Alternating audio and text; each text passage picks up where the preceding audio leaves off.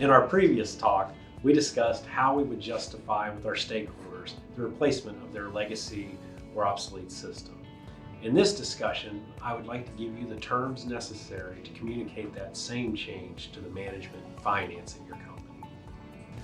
When we approach management with our proposal for a new system, we need to understand they're treating every piece of equipment in their plant like an asset, and they have expectations of how long that should last. It could be 10, 20, 30 years. In reality, our control system is not going to last that long.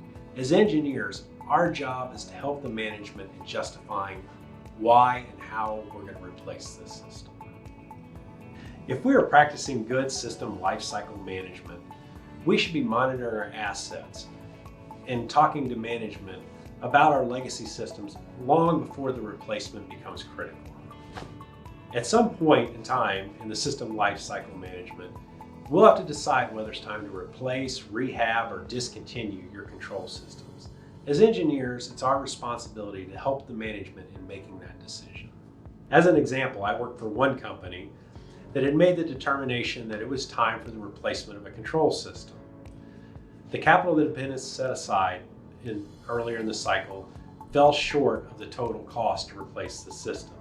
The decision was then made by management to wait till the next capital cycle before making the replacement.